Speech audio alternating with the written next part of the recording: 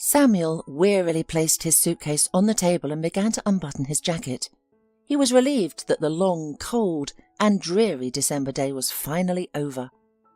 The doctor was already imagining how he would go home and get under a hot shower for about 20 minutes and then drink some hot tea with ginger and lemon for a long and leisurely time. "Oh, are you back already?" Carla greeted him in a syrupy voice. Over her blue medical uniform, she had thrown a thick long shawl, a necessity given the poor heating in the small district hospital. The doctor was wary. Carla was easy to work with, not only because she was local and knew all the doctors and patients well, but also because the nurse always had everything written down properly. And now, by the guilty expression and flattering tone of her voice, it was clear that Samuel was expecting not very pleasant news. "What else is on our plate today, Carla?" he asked, in as stern a voice as he could muster. But his stern voice didn't fool the nurse. After 5 years of working together, Carla knew Samuel only feigned strict. He was genuinely kind and composed. "We have another call," she said softly, pushing a report towards him. Samuel's dark eyes lifted, nearly touching his curly hair. "No," Samuel responded firmly. "My shift ended 2 hours ago." "Dr. Creedy, please," Carla pleaded. "It's an elderly woman living alone on the outskirts of the village. Coincidentally, it's near your summer cottage. You could stop by there on your way home." "I have so much to do at home in December," Samuel replied, his voice heavy with sarcasm. However, his tone had softened, and Carla sensed she was winning. "You know, in a snowstorm like this, no ambulance can navigate our roads," she added, delivering her final argument. "Yes, I know," Samuel sighed, rubbing his eyes. "Tell me what's happened to this elderly woman of yours." Seizing the opportunity before Samuel could change his mind, Carla quickly relayed the details. "Here, I wrote it down for you. Take the main street, turn right at the store, and go all the way to the end. It's the last house with the green gate." "Yes, my cottage isn't far." "Aha," the nurse replied cheerfully, then asked, "Should I wait for you?" The doctor shook his head. "Go home, Carla. Your workday is long over. I'll stay at my summer house after the patient and come here in the morning." They said goodbye and Samuel went to the car. He hoped the old car would start despite the frost. The car grumbled, coughed, but started. The snowstorm made driving challenging, especially with the few street lamps providing minimal light. As Samuel passed the store and turned right, he thought he saw a figure on the road. Upon closer look, it was a woman. She was swaying slightly and holding a large bundle to her chest, presumably a child. Samuel slowed down. "Hey," he called through the rolled-down window, "do you need a ride?" The woman looked frightened, but calmed when she saw Samuel. Approaching the car, Samuel noticed her nose and hands were white from the cold, protruding from the sleeves of a thin, out-of-season coat. "Do you need help?" he asked. The woman looked at him with large black eyes and suddenly nodded. Samuel shuddered. Why had he stopped in the first place? She could have been a local on her way home. Now that he knew she was in trouble, he couldn't just drive away. He fumbled in his jacket pocket, pulled out a set of keys and detached one. "Walk around this house. There's a grove behind it. It's not big. You'll pass it in about 5 minutes. After it, there's a cottage settlement. You need the second house. It's decorated with wooden carvings and with a blue roof. Don't get mixed up. Here's the key. I'll finish my job soon and join you, okay?" The woman nodded. Tears welled up in her eyes, but she quickly wiped them away. She held a wrapped child with one hand while accepting the key with the other. She staggered slightly, but then walked confidently in the indicated direction. "Am I a fool?" Samuel mumbled to himself. He sighed and hurried to his patient. He spent half an hour with Mrs. Wells. The elderly woman was okay. "I knew it was the blizzard, the damned," sighed the patient. "Every time the weather changes, it starts." "It happens," replied the doctor. "Have you taken your pills the last few days?" The elderly woman sighed guiltily. "I sometimes forget." "I see. I've written everything down for you. I've left a big note on the refrigerator. You can't miss it." "Thank you, Dr. Macready," the elderly lady thanked him. "May God bless you with good health, a good wife, and many children." The doctor wrinkled his nose, but didn't comment on the wish. "Your blood pressure is normal now, and your pulse is good, but if anything happens, call me." "Thank you," Mrs. Wells said to the doctor. "I'll go to bed now, and in the morning I'll be well." They said goodbye. Samuel stopped at the store on his way to the cottage. The snowstorm was getting worse, and visibility was almost zero. "I'll need to start the fireplace immediately," Samuel thought as he approached the house. He saw the light on in the windows. He looked inside and saw his new acquaintance near the bookcase. She seemed to hide a bundle in the shelves. Interesting, the man thought, and headed to the door, stomping loudly and slowly opening it. The first thing he felt in the house was warmth. His new acquaintance had managed to light the fireplace. She had also put on the kettle. "This is very convenient," said Samuel, putting a bag of groceries on the table. "I brought us some food, and I haven't been here for a while, so there's probably no food left." The woman didn't answer him. Now he could see her better. She looked more like a young girl, perhaps 18 or 20 years old. She had a youthful, thin face, dark skin, large black eyes, and matching hair, braided into a thick plait that reached her waist. But her face was mature and sad, suggesting recent grief. She hung her thin coat on a chair she'd placed next to the stove. Now she was wearing a simple long grey woolen skirt that reached mid-shin and a very light black blouse. She placed her boots near the stove, and Samuel thought that they too were not suitable for winter, like the coat. When he entered, the girl immediately rushed to the child, who was sitting in the chair, and picked him up. It seemed to be a girl. Blonde hair, dark eyes, like the girl's. She looked to be about 4 to 5 years old. "Have you warmed up?" the doctor asked. The girl nodded. Samuel sighed. Apparently, she was not very inclined to talk. "I'm going to make us dinner," he said. "I think it will take an hour. You can rest for now. Come with me, I will show you where." He led them to the far part of the house, where behind a thin partition stood a large bed. "You can lie down here for now," Samuel added, pulling out a thick down blanket. "The house hasn't warmed up completely yet, so you'll need the blanket." The girl carefully laid the little girl on the bed, took the blanket from the doctor's hands, lay down next to the child, covered them both, and looked at Samuel gratefully. "I'll call you when everything is ready," he said, and left, quietly closing the door. "Samuel, you do love to look for trouble," he thought to himself, putting a pot of water in a frying pan with oil on the stove. "Instead of living your own life, you deliberately find other sufferers to focus on them." Samuel boiled pasta, fried chicken, cut bread, sausage and cheese. He took milk and cookies out of the bag. In half an hour, everything was ready. He went to the room and opened the door, trying not to make noise. The girl immediately opened her eyes. "Sorry, I didn't mean to wake you," he said. "Are you coming to dinner?" The girl nodded and stood up, gently waking the child. The little girl stretched sleepily, but obediently got up and went. She seemed to be afraid to step away from her companion, even a step, and clung to her with her whole body. All three ate greedily and hastily. Samuel himself had only had time to drink tea early in the morning and was starving, and his new acquaintances, it seemed, had not eaten for a long time either. Finally, they all drank a second cup of tea and leaned back in their chairs. "Maybe we should talk now," Samuel politely suggested. "It seems it's time." The girl smiled weakly. "Okay," she said very quietly. "I can talk a little." She gestured to her throat. "Hurts?" Samuel asked. "I'm a doctor and can take a look." The girl shook her head. "All right, I won't insist. Can you tell me your name?" The guest thought for a few seconds and then answered, "Betty." "Nice to meet you, and I'm Samuel. And this beautiful little creature?" "Sophie." The little girl, hearing her name, suddenly clung to Betty and looked at her questioningly. She soothingly stroked her blonde curly hair. "Okay," said the man.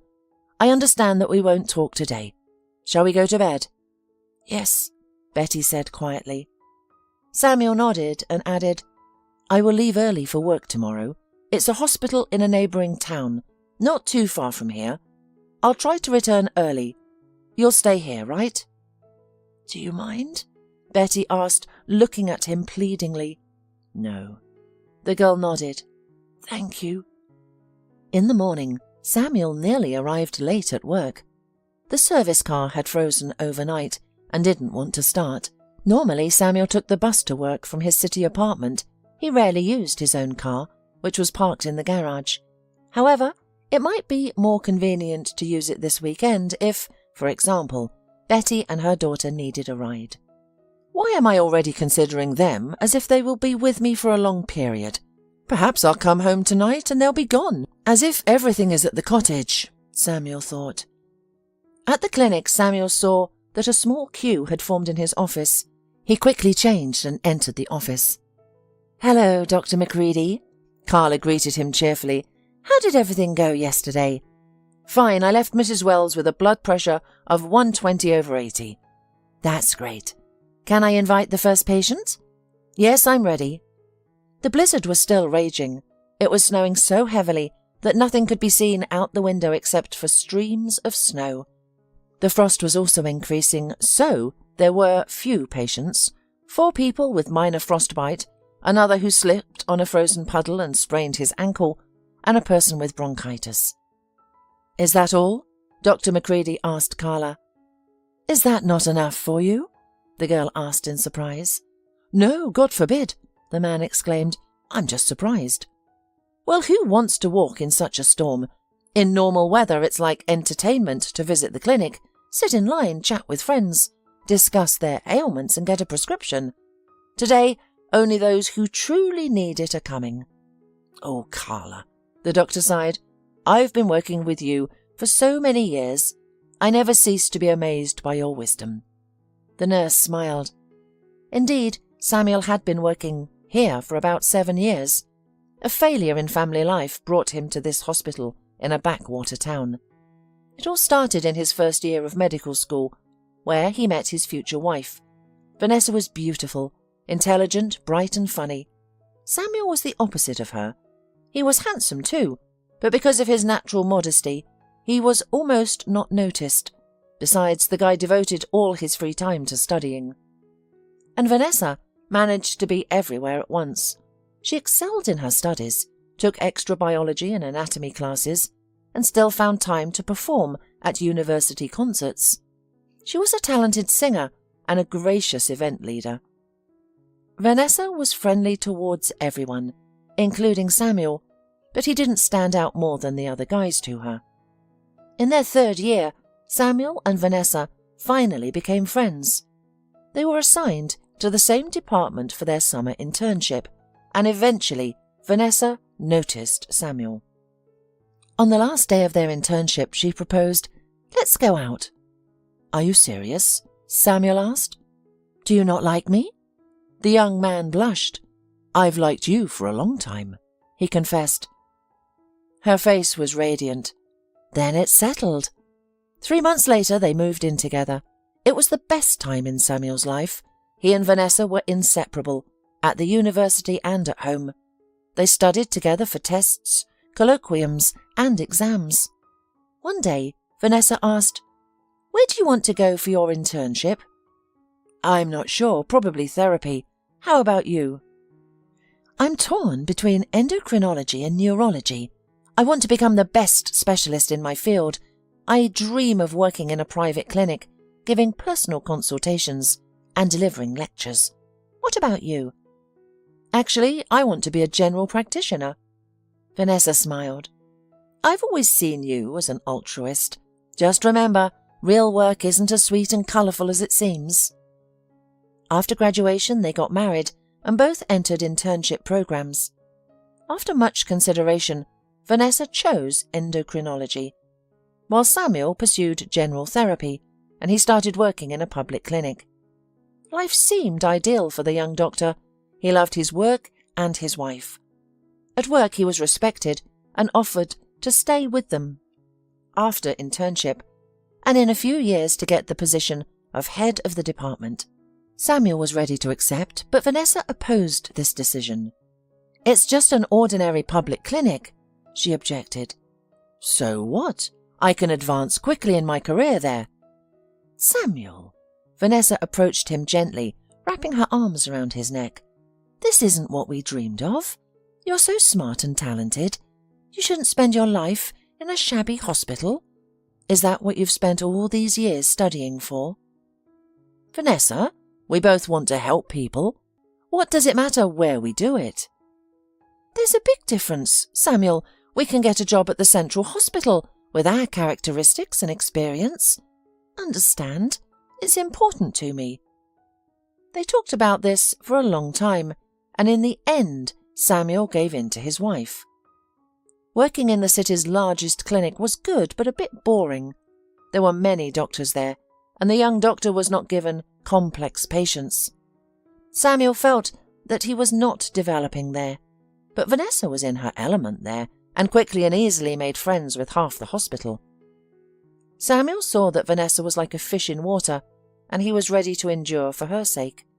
So they worked for a while, until the day when Samuel accidentally went out to drink coffee.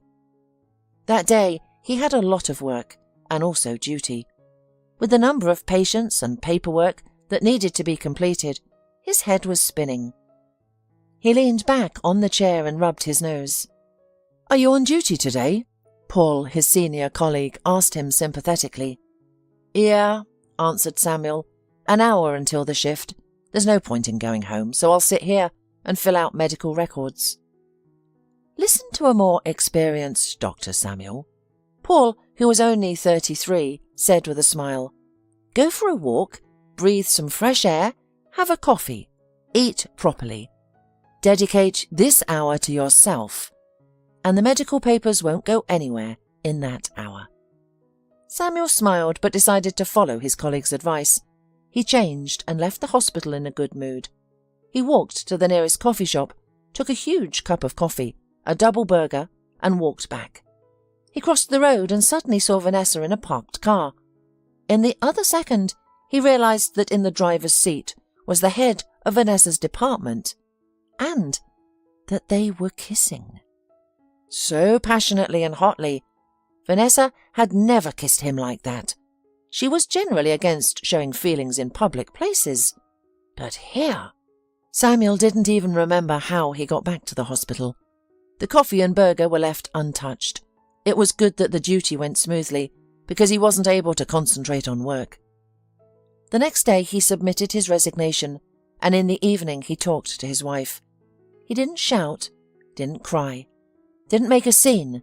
He spoke calmly and clearly. Samuel, it's not what you think, Vanessa shouted. Vanessa, enough, he said tiredly. I love you, not him, she said. I just need to make my way. Do you know how hard it is without the right connections? You can do whatever you think is necessary, said Samuel, just without me. After that, Samuel got a job at a small hospital in a remote town near where he spent his childhood. The management there was simply happy and couldn't believe that a skillful doctor wanted to work for them. There were no applicants for the therapist position there, and there was a lot of work. However, Samuel was quite satisfied with this. He immersed himself in work and wasn't going to return to previous life. And now, Samuel finished his shift and was on his way to his summer cottage. He only stopped by the store again, despite a feeling that there might not be anyone at the cottage. Nevertheless, he decided that provisions wouldn't hurt. However, there were lights on in the windows and smoke coming from the chimney. It had once been a house where Samuel lived with his parents and older brother during their childhood, but that was a long time ago.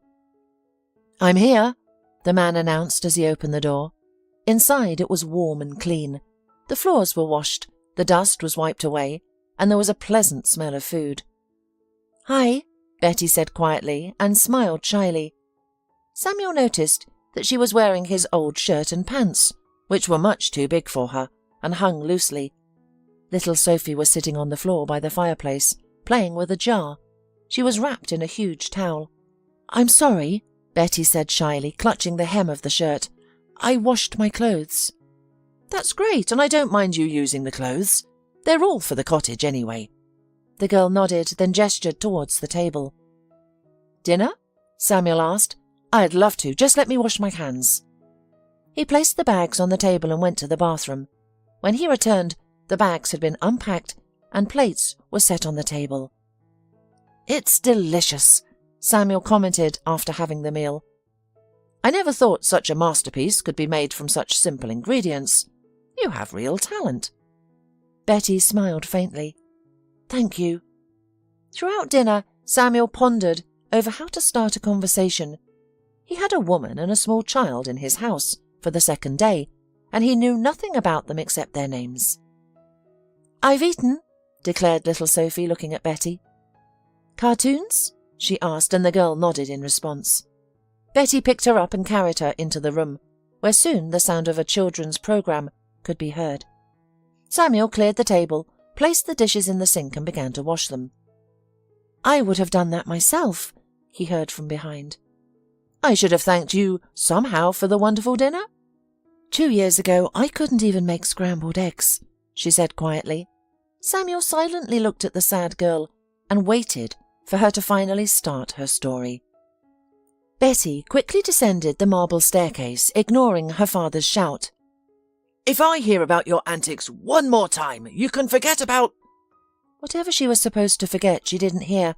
She slammed the door so hard that her mother's crystal collection on the fireplace must have scattered. "Get in!" She heard her friend Gloria's loud, joyful voice from her brand-new red car. "Wow!" Betty said admiringly, fastening her seatbelt. "Who gave this to you?" Gloria shook her short blonde hair. "My father. Who else?" "For what?" "For not telling my mum about his new mistress." Gloria smiled dazzlingly. "You're lucky. I've been trying to convince my mum to get a new car for 2 months now, but she thinks that my Mercedes is fine because they bought it less than a year ago. Well, it seems like I won't be seeing a new car for a long time after yesterday," Betty sighed. Gloria sympathetically asked, "Where are we going now? Let's get something to eat. You can tell me what happened." Half an hour later, Gloria parked outside a fancy restaurant.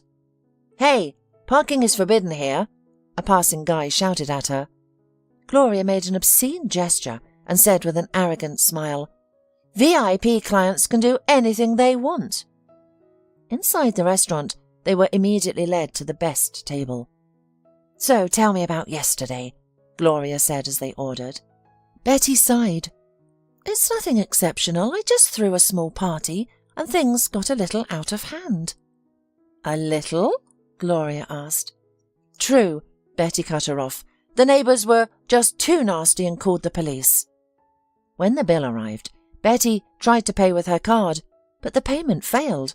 After one more failed attempt, Gloria offered to pay with hers. Once the waitress left, she asked sympathetically, "Apparently they blocked your cards." "Don't worry, my parents did it a couple of times, but it didn't last long." "It's the first time. Usually my mother calms my father down and discourages him from such drastic measures," Betty replied resentfully. Gloria laughed. "Everyone has a first time when their parents block their card.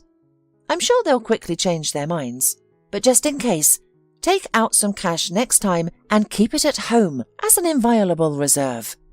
After visiting the restaurant, the friends headed to Gloria's house. They relaxed, sipped on champagne, and began to discuss the plans for the evening. Gloria suggested they stay in, watch some TV or play video games.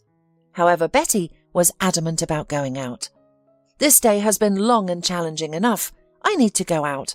Let's hit a club we've never been to before." Gloria contacted a few acquaintances and finally, one of them suggested an interesting place. "Where is this place? What's it like? Are you certain?" Gloria questioned her acquaintance about the nightclub, and when she ended the call, she turned to Betty. "Ben recommended that place. It's a bit far, a little grimy and dark, but interesting in its own way." "That's precisely what I need tonight," Betty decisively said. "Let's get ready." The club was in a semi-basement and was not easy to find. "Are you sure we are at the right place?" Betty asked. "This is the address Ben gave me. Look, there's a sign," Gloria responded, pointing towards the entrance. The club's interior was minimalistic, with dim neon lights. Initially, Gloria and Betty felt uncomfortable. Then Gloria recognized a couple of guys, and they joined their table. After a few cocktails, Betty loosened up and laughed at the guys' jokes. She received several calls from her parents, but chose to ignore them. When her attempts to use her blocked card failed, her frustration with her parents intensified. Eventually, she noticed her increasing dizziness and decided to step outside. The chilly evening air offered a refreshing contrast. Taking a few steps away from the club, she chose to take a brief walk. She had no plans to go far, just a lap around the club. She was about 10 meters from the club entrance when she heard footsteps behind her. Assuming it was Gloria or one of the guys catching up, she turned around, but she didn't have time to react. When she awoke, she found herself in an unfamiliar place. She had experienced memory lapses before, but this time she remembered everything. The argument with her parents, the club, stepping out for some fresh air. As her eyes adjusted to the dim light, she realized she was lying on a narrow, wiry bed that dug uncomfortably into her body. A thin, musty-smelling blanket was draped over her. Nearby, she could make out an old wooden table and a chair. There were no windows in sight. What had happened? How did she end up here? "Hey!" Betty shouted. "Is anyone here?" She attempted to sit up, but felt dizzy and nauseous, and the back of her head ached. Touching her head, she found something wet and sticky in her hair. Suddenly, the sound of heavy footsteps echoed from afar. Moments later, the door swung open, revealing a towering man on the threshold. "Hello," Betty said, her heart prickling with unease. "How did I end up here?" The man appraised her. "Change your clothes," he ordered, tossing something onto the bed. He then shut the door, and Betty heard the lock click. She looked at the old faded dress he had thrown. It was so worn that even the housekeeper who cleaned her parents' house wouldn't wear it. Firmly, Betty tossed the old dress aside and pounded on the door. A few minutes later, the door clicked open again and the man reappeared. "Why haven't you changed your clothes?" "Who are you? Let me out of here now. Do you know who my father is?" He snorted. "You don't seem to understand anything yet. That's a pity. I thought you were a smart girl." Betty didn't resist for long. She realized that if she wanted to survive, she had to obey. Of course, for the first few days, her mind did not want to accept what had happened to her. It seemed impossible. How could she, a girl from a rich family whose wishes were fulfilled instantly, be here? She couldn't understand how no one had noticed her absence, or why no rescue had come. When the initial shock passed, Betty realized the gravity of the danger she was in. She tried to find out what her kidnapper wanted. Money? If so, her parents would pay any amount. She screamed about it, pounding on the door, but the man didn't care. Betty realized it wasn't money he wanted. After that, she was even more scared. However, he didn't do anything to her at first. The man seemed to enjoy her fear, and the only thing he wanted was for her to obey. And she did. Only after the man realized that the girl was broken did he let her out of the room where he was detaining her. That's when Betty began to realize where she was. She was in a large, old wooden house. The windows were boarded up, allowing little sunlight in, and the lights were always on.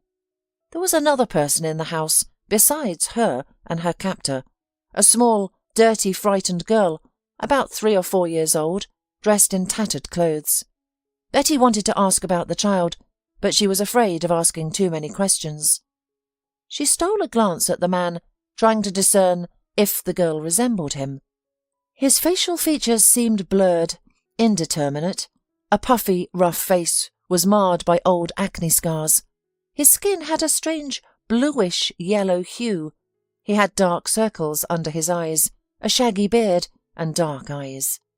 At first the man let her leave her room in the basement for an hour, then 2. Then, unexpected, he began leaving her in the house all day. Betty couldn't understand why. She was also confused about many other things. Why was she necessary to him? He mostly kept her in the basement, didn't converse with her, and ignored her questions. If a ransom was involved, she assumed her parents would have paid it by now. "Clean up and cook a meal," he had ordered her the first time he left her alone in the house for the entire day. Naturally, the first thing Betty did was survey her surroundings. But escape was impossible. All the windows were tightly boarded up from the outside, and the heavy door was locked from the outside. The absence of sounds like car noises or human voices led Betty to believe that the house was either in the forest or in an abandoned village. Upon realizing her escape was impossible, Betty began strategizing how to attack the man. The only weapon she found was a short, blunt knife, presumably left for cooking. There were no other sharp or heavy objects in the house. In general, the furnishings were sparse. It seemed the captor must have had other places to live, or he must have been very unpretentious.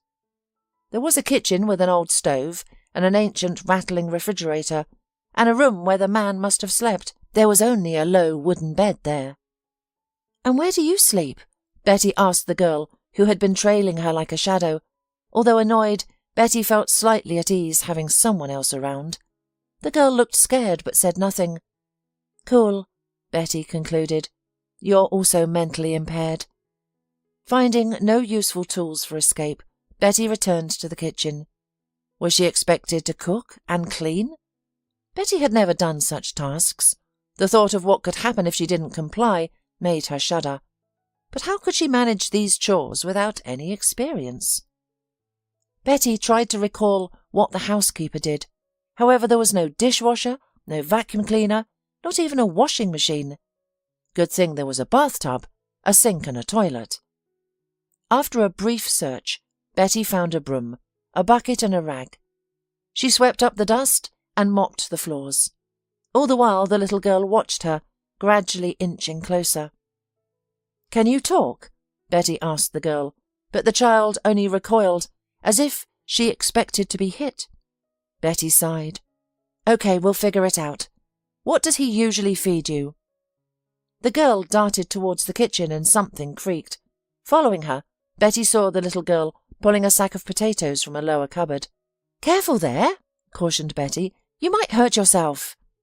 The child jumped back in fear, causing Betty to instantly regret her harsh tone. What am I to do with her? Betty wondered aloud. The girl, seemingly undeterred, retrieved a large saucepan. Apparently it must be boiled, Betty understood. She cut her fingers twice as she peeled the potatoes, slowly, clumsily and awkwardly. Then Betty set the pot on the stove, and the girl handed her a jar. "Oh, salt," Betty noted. "Do I add it now?" The girl nodded. "Well, I suppose I'll have to trust you." Betty smiled sadly, gazing at the silent, pensive Samuel. It felt like a lifetime ago. Over time she had learned to cook decent meals from a limited array of ingredients, and clean with just a rag and water, so that not a speck of dust remained. All through experience and hardship. The behaviour of her captor was unpredictable. Betty could not discern any pattern to his arrivals and departures. Sometimes he disappeared for half an hour, other times for 2 or 3 days. On his good days, he acted as if Betty and Sophie didn't exist. Betty only learned the girl's name a month ago, when the captor called her for some reason. When he was in a good mood, he would eat, instruct Betty to return to the basement, lock her there, and then go to sleep himself. Once, gathering her courage, Betty asked, "May Sophie come with me?" He simply shrugged, and from then on, Betty and the little girl spent time together in the basement. Initially, Betty hesitated to form a bond with the child, as she hadn't abandoned her hope of escaping, and didn't want to involve a small child in her plan. However, they became very close over time, and Betty conceded one day, "If I escape, I'll take you with me." Several months had passed by then, and Betty's confident when had morphed into an almost hopeless if. She had considered hundreds of escape plans, but hadn't found a feasible one yet. At times, Betty succumbed to despair, envisioning a lifetime spent in the dark old house with boarded-up windows. Sophie was the only thing that saved her.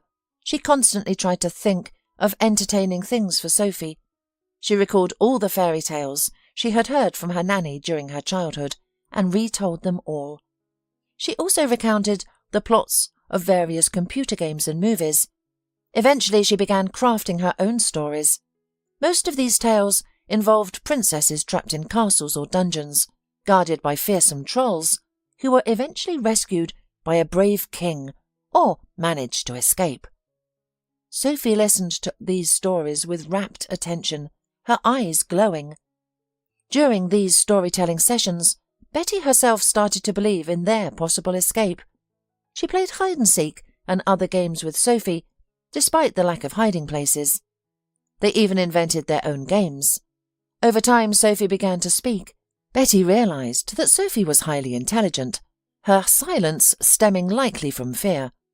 Betty didn't want to even think about what the little girl had endured, or how she ended up in their current situation. Any time the topic came up, Sophie would withdraw into herself, and it would take a long time to bring her back out. There were also days when the man was in a bad mood, and it manifested in different ways. Sometimes he would go to his room and start talking to someone, sometimes loudly, sometimes quietly, sometimes pleadingly, almost crying, sometimes shouting and arguing. Betty would try to take Sophie and hide in the basement during these moments. The man usually didn't bother them there, but sometimes he would rampage through the house like a wild animal looking for them, and hearing his approaching footsteps, Betty's heart would pound like mad. She remembers how during one such episode he roughly grabbed her by the chin and stared intently and for a long time into her face, as if trying to find something in it. It was terrifying to look at him, red, mad eyes, face flushed with blood, hair dishevelled. "Not you!" he yelled furiously, pushing Betty away from him. Then he ran out of the basement, and Betty and Sophie listened for several more hours as he argued with someone unintelligibly and tossed furniture around. Such episodes did not happen frequently, once a month, but they were frightening and therefore unpredictable. For example, once he came down to the basement when the girls were already asleep. Betty heard his footsteps and the creaking of the unlocking door.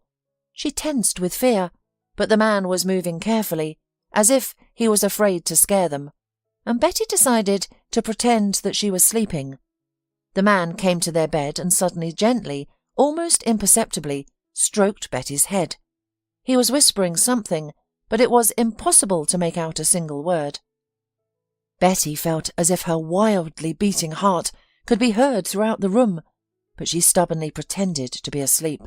The man stood there for a few more minutes, then left, remembering to lock the door. After such episodes, he would become more sluggish and indifferent than usual for several days. One day, Betty decided to try to take advantage of this. At breakfast, she addressed the man. "We need fresh air," she said, "especially the little girl. She might develop rickets. It's dangerous." The man looked at her tiredly but said nothing. After breakfast, he brought 2 coats from somewhere, an adult and a children's. Betty didn't ask. She dressed Sophie and her. The clothes were old but clean.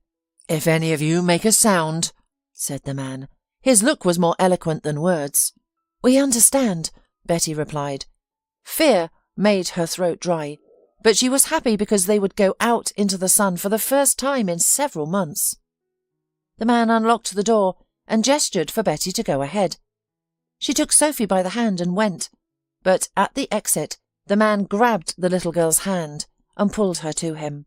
"He figured out that I've attached myself to her, and I won't run away alone," Betty understood. However, she immediately realized the futility of such an idea. The house was surrounded by a high wooden fence, and the gate was locked. Suppose there was a way to find a suitable place and climb over the fence, even with Sophie in her arms. But where to go next? Betty listened.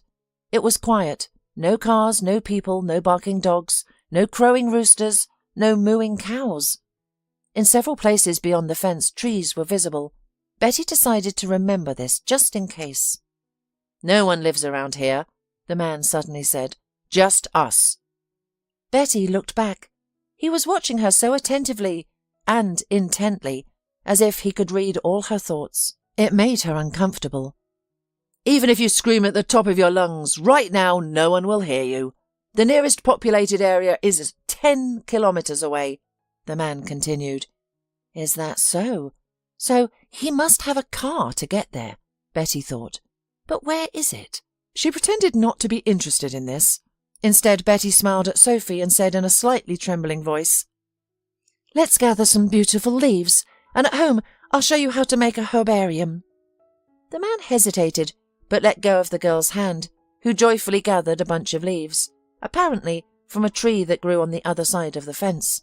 Betty slowly followed her, trying not to betray that she was trying to look around. The plot was small, and it seemed she understood where the car was. There was a small old garage on the plot, and its gates were also locked with a padlock. Then another thought came to Betty. A phone! The man must have one. She never heard him make a call from home.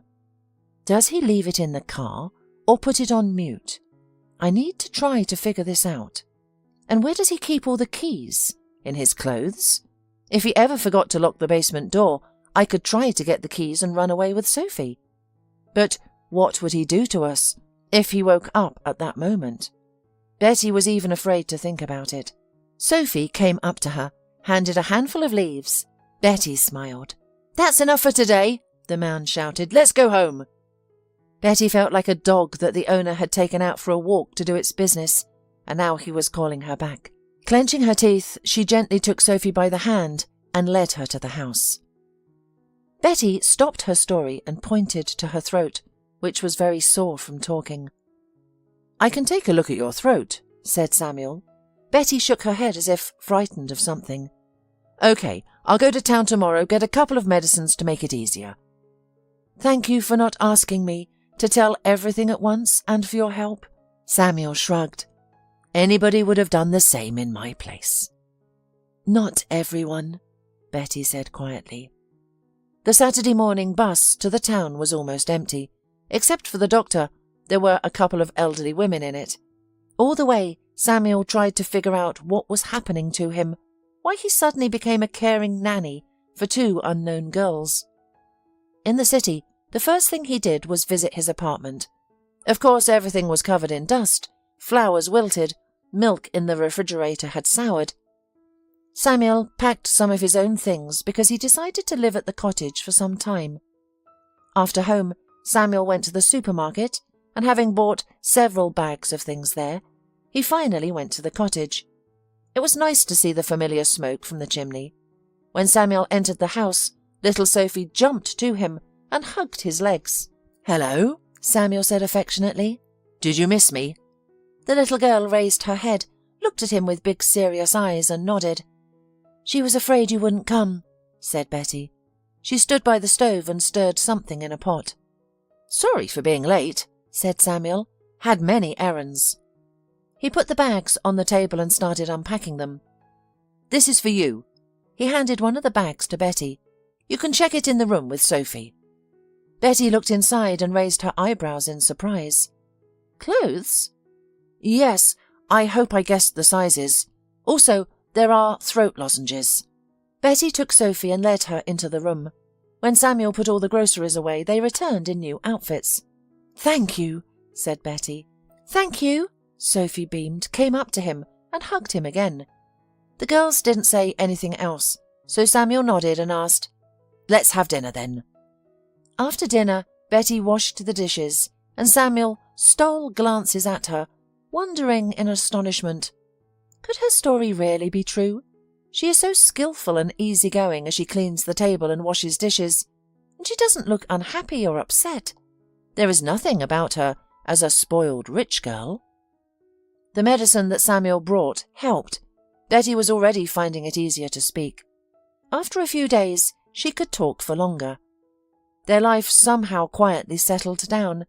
Perhaps it was her psyche that worked this way, not letting too strong emotions out. But Betty seemed to calmly blend into this new life. In the morning she got up early, out of habit, formed over a year, prepared breakfast, even though Samuel told her every day that it was not necessary, that he could take care of himself. But Betty couldn't stop doing it. Maybe it had really become some kind of reflex for her. Breakfast meant safety, absence of punishment, or maybe she just wanted to thank the person who saved them. Then the doctor left for work. Betty cleaned up the table and sat down to read a book. After a couple of hours, Sophie woke up. Betty washed her, fed her, and then they did something together. They read books, watched cartoons, prepared lunch, cleaned the house. In the evening, Samuel returned. Almost every day, he brought them something: food, toys, books. "Don't spend too much," Betty once asked him. "We have everything we need." "Don't worry, I have money. I don't have anyone else to spend it on, and Sophie is happy." That was the truth. The little girl looked at the candy, yogurt, ordinary doll with amazement and delight. Betty understood how all this was wonderful for Sophie. The girl probably saw only pancakes and some kind of cookie in her life. That's all that Betty could come up with, from milk, flour, eggs and sugar. Now Betty herself was happy, looking at ordinary products: sausage, cheese, cereals, apples. And she was surprised, realizing that just over a year ago she wouldn't have even looked at any of these products. How everything has changed. Then one evening Betty continued her story. The months passed, and Betty had less and less hope of escaping. Periodically she would fall into a strange state of desperation and not notice what was happening around her. And only the little girl made her come to her senses. Betty was distracted while playing with her or telling her something, but then fell back into indifference. Why should I live? Why is to fight if there is no hope of escape? And what if no one has been looking for me for a long time? What if my parents decided that it's just another of my antics and I ran away of my own free will? The only entertainment for Betty and Sophie were walks in the fresh air, but the man took them out not every day and at different times. Sometimes he wouldn't let them out of the house for weeks, and sometimes they went out every morning for a whole week, but only for 15 minutes at most. Once, Betty sat and thought about how much their lifestyle was affecting their health. Their diet mainly consisted of potatoes, pasta, cereals from various grains, bread, cabbage. For meat, they had cheap sausages, sometimes cutlets and chicken. Betty saw that her skin had become dry. Her hair was constantly falling out. She looked at her nails and smiled, thinking about what her mother or Gloria would say if they saw her in such a state. But you can't make a beauty out of a piece of soap. But most of all, Betty felt sorry for Sophie. She's just a child. She probably thinks that the world consists of an old dark cage and a few meters of grass to the fence. Her body was just forming. They should have eaten more vegetables, fruit, and been in the sun more often than once every 3 days for 15 minutes. Autumn soon came. It was cold to sleep in the basement, and Betty asked the man for another blanket, but apparently he was not in the right mood and ignored the request. Therefore, every night the girls slept close together to keep warm, and sometimes Betty told Sophie stories. "Far, far from here," Betty began, "there is a magical country. The king of this country had 2 daughters. They were called Princess Rose and Princess Lily." "Were they beautiful?" Sophie interrupted. "Very," said Betty, stroking the girl's head. The sisters loved each other very much and were pleased in the palace. They walked in the beautiful garden, ate sweet, tasty fruits, swung on swings and rode unicorns. But one day a wicked giant saw the girls. He waited until the king and the royal guards were distracted and stole the girls. And he took them to his cave. There he hid the sisters. "Why did he do this?" Sophie suddenly asked. "I wish I knew myself," thought Betty. Aloud, she said, "The giant wanted the girls to entertain him with their songs and dances. He locked them in a damp dungeon, fed them terribly, and made them work a lot. The giant thought that the princesses would soon forget who they really were and stay with him forever. But the girls remembered their father, the castle, the magic garden, and really wanted to return home. One day, When the giant was asleep, they sneaked up to him and stole the keys. At that moment, Sophie gave a joyful gasp, and Betty's heart clenched. She had told plenty of versions of this fairy tale, but Sophie was delighted every time, as if it were the first. The girls opened the doors and ran out of the cave, Betty continued. The giant woke up, noticed that the captives were gone, and started the chase. He chased the princesses for 3 days and nights. The girls ran across the field, climbed over the mountain, and the giant followed. They went through the dark, gloomy forest, but he did not lag. And when the girls were already exhausted, the royal palace appeared in front of them. The guard saw them, rushed up, and dealt with the giant. Betty looked at Sophie and saw that she was already asleep. She held Sophie tighter and was about to fall asleep herself when her gaze stopped on the radiator. It was rusty and old and hardly heated, but Betty had an idea of how it could be useful to them. A whole month had passed since Betty told Sophie the fairy tale about the sisters, princesses and the giant. It was already freezing outside. They now only went out for a couple of minutes. The man did not provide winter clothes, and it was freezing in the autumn ones. He did eventually give them a second blanket. It got a bit better. But the best thing was that Betty finally had a plan of escape. She had been sitting here for over a year, and all this time she could not think of anything. And here, just one thought popped into her head, and from it, ideas started lining up, one after the other, like a chain. The main thing was that their overseer did not suspect anything ahead of time. So Betty behaved just perfectly. She cleaned meticulously, cooked the best she could think of from the products they had. The bad thing was that now the man did not leave them as often and for a long time as in the summer. But the good thing was that his departures became regular. He was home for 2 days, then he left, returning only in the afternoon or the following day. Probably got a new job, Betty thought. He is unlikely to work somewhere permanently and in a good position, most likely a security guard of some warehouse. Now everything could be planned properly. Betty used every absence of the man to work out her plan. Finally the day came. The man came back tired. The bags under his eyes were even bigger than usual, and his face was pale yellow. "Give me the food," said the man angrily.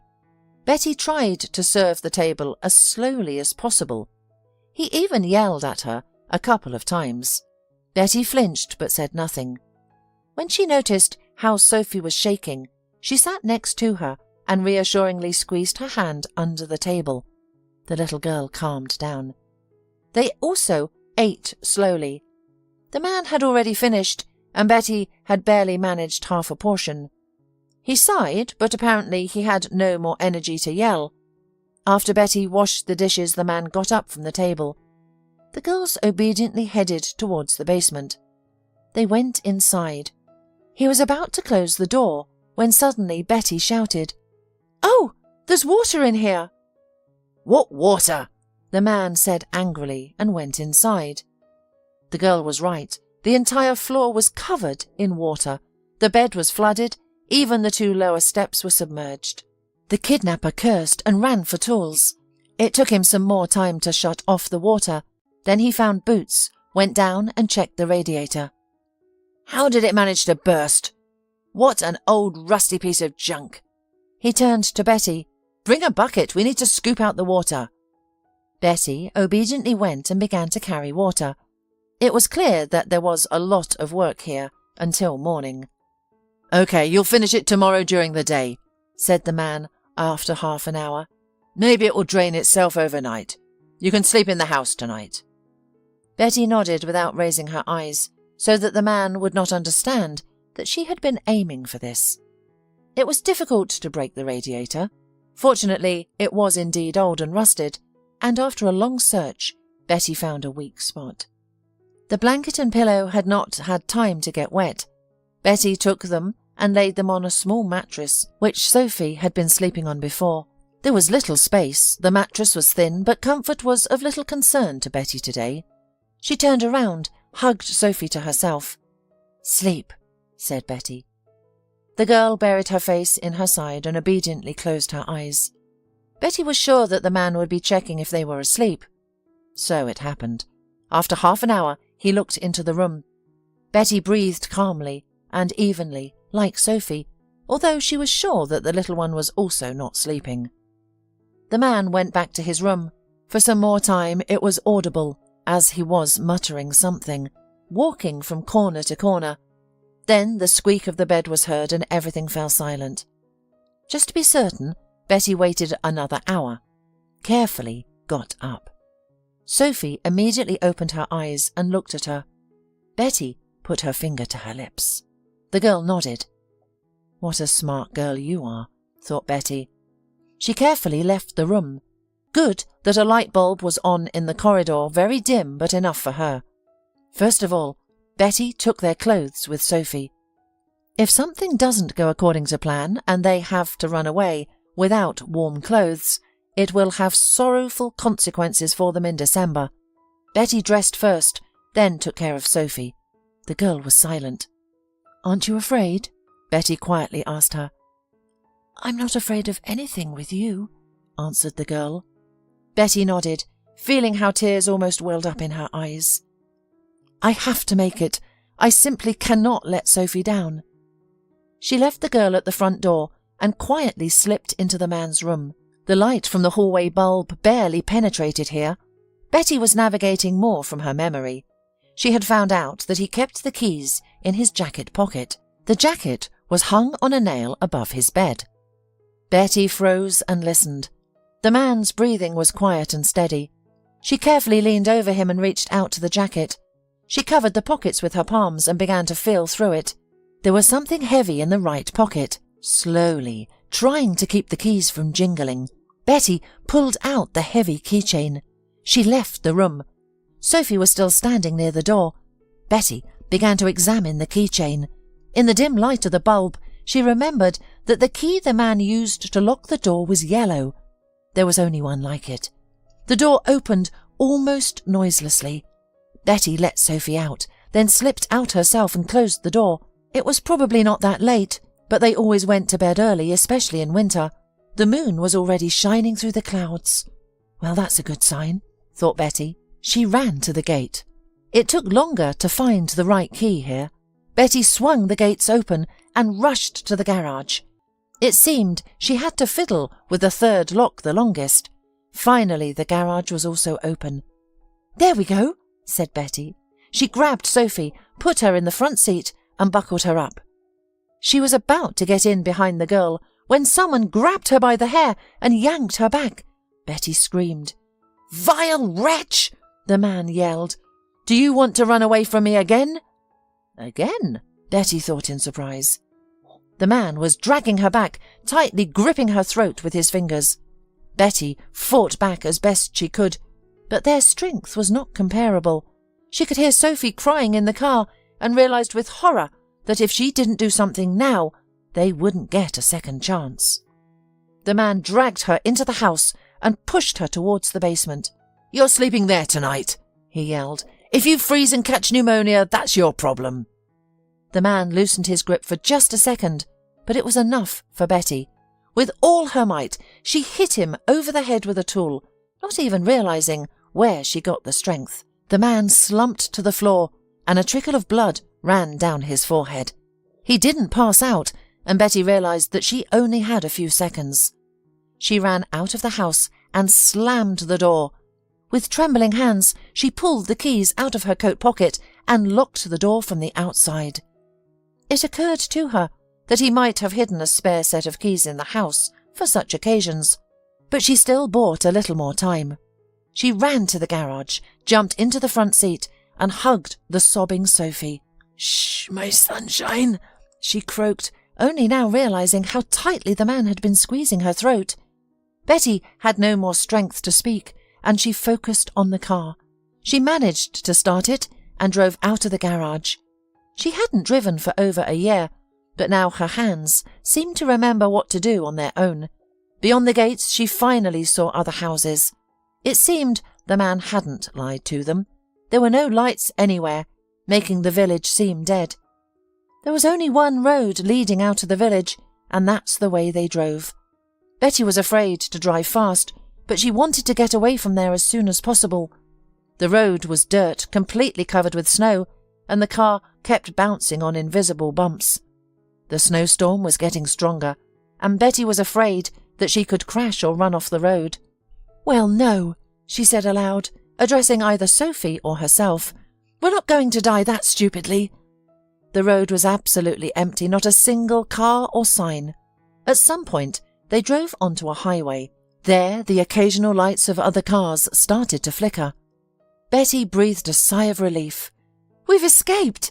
Now we need to try to get to the city, but which one?" She didn't know where or how far from the club she was taken. Maybe she was thousands of kilometers away from home. All of a sudden, something under the hood went haywire, and the car stopped. Betty tried several times to start it, to no avail. Annoyingly, no one was driving on the highway at that moment. Where did they all go when we needed them so badly? Where did they all go when we needed them so badly? Betty sighed. She got out and looked around. In the distance behind, the forest, lights were visible. It seemed like there was some settlement. There were no other options. Betty pulled Sophie out of the car, picked her up and went straight through the forest. She herself didn't know how long they walked. At first it was cold, and then their hands and feet stopped feeling. Several times the girl wanted to give up. She imagined how she would lie down in this soft, warm, fluffy snow and be covered with its white down comforter. But she stubbornly moved her legs and didn't even notice at what point they came out of the forest onto the street. And then a car stopped near them. And you already know the rest. Betty finished with a sad smile. Samuel looked at her with a mixture of horror and admiration. "Poor girls," he finally said. "What you've been through." He couldn't say anything for a long time, imagining himself in their place. Probably he would have given up long ago, if he was locked in a basement, or if he was caught during the escape, or if he was trudging through the forest. But they didn't. "Betty," Samuel said, "why haven't you asked me to contact your parents yet? They don't know you're alive." The girl smiled sadly. "It's not that simple, Samuel. I'm not sure if they want to see me." "What are you talking about? They're your parents." She sadly looked at him with her big black eyes. "We had a difficult relationship. I understand it's hard for you to believe this now, but I grew up in a very wealthy family. I was the only child, who was spoiled, who didn't know the word no. I did everything I wanted, even in elementary school. I could swear at the teachers, do nasty things to classmates. I stole my dad's car at 13, crashed it. He paid a large sum to hush up the case. At 14, I started drinking and smoking. At 15, going to clubs and dating boys. Of course, Mum and Dad tried to forbid it. We often quarrelled. Sometimes they locked me in the room, took away the phone, but eventually everything was as I wanted. I somehow graduated from school. My dad just paid the principal. Then the money helped me get into university. I got an apartment and a car. Do you think I became more mature? Smarter? No, everything only got worse. I went to study when there was nothing else to do. Otherwise, I spent my dad's money, threw parties and raced in cars. Several times I was detained by the police. My father bailed me out. During one of my parties, my apartment was literally smashed, and the neighbours again called the police. Here, the patience of my parents ended. We had a serious quarrel. My father said that he would leave me without money, because only then would I have a chance to grow up and become a person. I replied something about that I did not ask them to give birth to me, and since they did, let them now reconcile with what they raised. My father said in response that he and Mum thought long ago about terminating the pregnancy, and it seems made the wrong decision. Then I shouted that I hoped for his death in a car accident as soon as possible, because I would like to be a rich heiress. After these words, my father shouted that I was no longer the daughter to him. Betty fell silent, snuffled. Samuel handed her a pack of tissues. She nodded gratefully, wiped her eyes, blew her nose, and continued. Yes, the last thing I said to my parents was that I wished them death, and I really deserved that they didn't consider me as their daughter. So I don't know if I'm ready to contact them. Betty hesitated, then added, I'm sure you know my parents, at least my father for sure.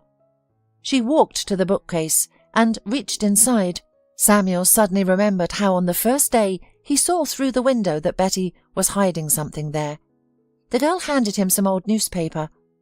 I found it when I was looking for something to heat the stove, she explained. The first page had an article about the disappearance of the daughter of a famous businessman. Seeing the last name, Samuel whistled. So that's who your father is? Betty bitterly smiled. Yeah, I don't really look like the daughter of such a person right now. Samuel sighed. I also had not simple relationships with my father. Mum left us when my brother was 12 and I was 9. We lived in this house back then. It seemed that everything was fine, and then she suddenly leaves a note to her father that she can't do it anymore and leaves for another country. Probably he has hated all women since then. He didn't abandon us, raised us, but for some reason always loved only the older brother. Maybe because Mum loved me, I don't know. John was always his good boy. He went to law school, and I to medical. He opened his own business, and I am just a doctor in a clinic. Furthermore, he has 2 children, and I divorced. I tried so many years to live up to his expectations. I thought, a little more and Dad will understand, appreciate what a good, smart, wonderful son I am. Betty carefully placed her palm on Samuel's forearm and stroked it. He nodded gratefully. We rarely talk to him and hardly see each other, but I have a great relationship with my brother and his family. I don't know what to advise you about parents. Probably only that you can try to reach them out. At least you will not suffer from uncertainty and put an end to it. I'll think about it, and since we have a night of revelations, can I ask you something personal? Samuel smiled. Of course, ask. Why are you fussing with us? Don't think I'm not truly grateful to you. It's just fate that we met you with Sophie, but we are completely strangers to you. You could just let us warm up and spend the night, and that would be more than enough. But you drive us away. You feed us by clothes and toys. Samuel just shrugged his shoulders. What can I say? Probably it is just my essence. Helping others has always been in my blood, so I became a doctor. This is what I cannot change in myself. Thank you. You are an excellent person. I wanted to ask something else, Samuel said thoughtfully. Why don't you go to the police? Betty sighed, hesitated a little, but answered, Because of Sophie. I don't know who she is and where she came from. My worst assumption is that she is the kidnapper's daughter. She didn't tell you this? She either doesn't remember or doesn't want to talk. I'm afraid they'll take her away from me, send her to an orphanage. How will she be there without me? Besides, I don't know where the kidnapper is now. Do you think he could get out of the house? For sure. He could hide another set of keys at home. He could break the lock, break the window and tear off the boards. Could call on the phone and call for help. I don't even know if he had a phone. Are you afraid that he will find you? Betty nodded. The car abandoned on the highway must have been found long ago. Then he knows where it was left and can guess where to look for us. Maybe someone picked you up on the road and took you to the city, or you've already gone to the police. How can he know for sure? There are many options. I'm sure he won't poke around here. In any case, you can live with me for as long as you want. And I, if you don't mind, will consult my brother. He is a lawyer. The girl nodded, and the next day Samuel visited his brother. John, I need your help. Tell me, what happened to you? That's the point, it's not about me. Samuel was talking for a long time. John listened with increasing surprise, did not interrupt, only occasionally asked clarifying questions. Well, you have really heated things up, he said admiringly when Samuel finished the story. So we think he's a quiet one, sits in the remote hospital, works as a rural doctor, and he's here saving girls." Samuel sighed. "I'm not saving anyone, just trying to help, so let's get to the point." John immediately straightened up, became collected and serious. "Of course, I will bring the right people, but I think everything can be arranged. He will put Betty and the girl in some rehabilitation centre. They will not need to be separated there. Or do you want them to live with you?" "Yes." Interesting. Okay, we'll think of something. As for the kidnapper, it's a pity, of course. She didn't go to the police immediately. I think they would have caught him right away. But now it's like looking for a needle in a haystack. And I have a better idea. Let's go to your place. I'll meet your girls in person and we'll talk and decide how to proceed. Betty decided to bake a pie, found a huge jar of apricot jam in the fridge, and thought it would be good to use it. She was in a great mood. Sophie was watching some cartoon in the room. "I'm making a pie," Betty told her. "Do you want to join me?" The girl shook her head negatively, not taking her eyes off the screen. Betty smiled and closed the door. Before, Sophie wouldn't have left her inside, but now she was no longer afraid to stay alone in the room. Betty returned to the kitchen and began to knead the dough. She was waiting for Samuel to return and preparing to call her parents and, of course, to report to the police. Now she was ready to survive a meeting with her father and mother. Even if they said they didn't want to see her any more, let it be. But the thought of parting with Sophie, the mere thought of the girl being taken away from her, made Betty feel bad. But she understood that it was inevitable. After all, they couldn't live forever in the cottage at Samuel's expense. No matter how kind he was, there is a limit to everything. The front door behind creaked. Betty smiled and wanted to say something, but suddenly she was grabbed by the neck. "You thought I wouldn't find you?" a familiar voice said. Betty went cold. "You thought you could run away from me?" the kidnapper continued. "Didn't work then, won't work now." He dragged her to the door. Betty hardly resisted. The main thing is that Sophie didn't hear anything. He didn't remember about her. Maybe there's a chance he'll only take me. Samuel should be back soon. He will understand, guess what happened to me and call the police. There's a chance they'll find us by following the hot trail. The main thing is that Sophie doesn't have to go through this again. The man was dragging Betty across the yard, seemingly towards a car. He was mumbling something, but the words were indistinguishable. He tightened his grip on her throat so much that she started seeing colourful spots before her eyes. Her legs began to tangle, and she barely realised that she was being shoved into the back seat of a car. The last thing she heard was the desperate screech of brakes. When Betty came to, even before opening her eyes, she remembered what had happened. She prepared herself to see the familiar ceiling of a damp basement. Suddenly, the most dear child's voice in the world rang out next to her. "Betty!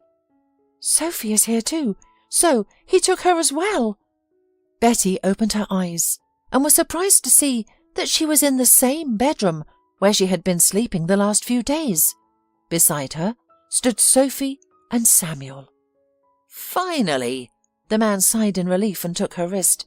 He paused for a few seconds. "Pulse is normal. How do you feel?" Betty shrugged. "I'm well, just my throat hurts again." "That's fixable. The main thing is that we made it in time." Betty tried to smile. At that moment another man entered. He looked very much like Samuel, only he looked a bit older and was broader in the shoulders. "Ah, our brave princess has woken up," he said joyfully. "I told you everything would be fine." The last sentence was directed at Sophie, who was smiling happily. "What happened? Where is he?" asked Betty and sat up sharply on the bed.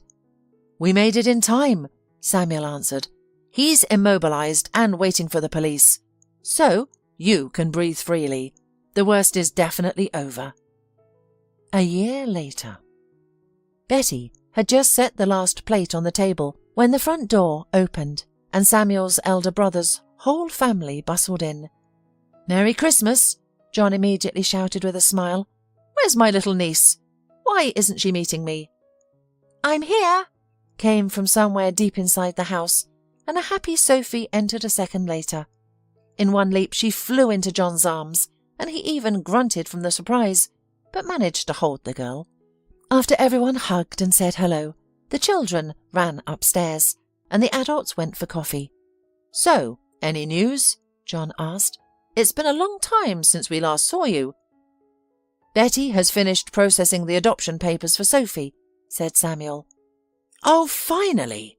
We need to celebrate this immediately," John said, and in the next second he opened a bottle of champagne, popping the cork into the ceiling. The women shrieked. Lucille gave her husband a playful slap, but immediately held out the glasses. John deftly filled them. "I also went with Sophie to see my parents," Betty said a bit quieter. "How did it go?" Lucille asked seriously. "Surprisingly well," Betty answered. "Sometimes it seems to me that they still haven't gotten used to the fact that I came back and changed so much. Sometimes they look at me and it's unclear if they're sure I'm their daughter." "It's very good that you made up," John said. "It's all thanks to Samuel," Betty said and looked tenderly at her fiancé. "He persuaded me." Samuel blushed slightly and shrugged. In any case, it was worth trying. Sophie should have grandparents. "And what about him?" Lucille asked. Betty smiled maliciously. "We were promised that he will never be free."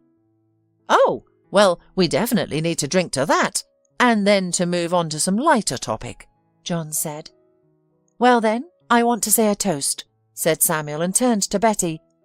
"I could say that the last few years have been difficult for me, but knowing what you've been through, I can't say that. Yes, they certainly weren't happy. I felt like I was existing on autopilot, until one moment I met you and Sophie. From that very moment I came alive. I don't know whether it was fate that brought us together, or something else. All I can say is, right now, I'm happy, and I want to be with you always." Betty wiped away a tear and raised her glass. She would have liked to say something, but because of the excitement and the joy that overwhelmed her, she couldn't. "Oh, guys," John said, "even me, an old man, you brought to tears. What can I say? Merry Christmas, and happy years together."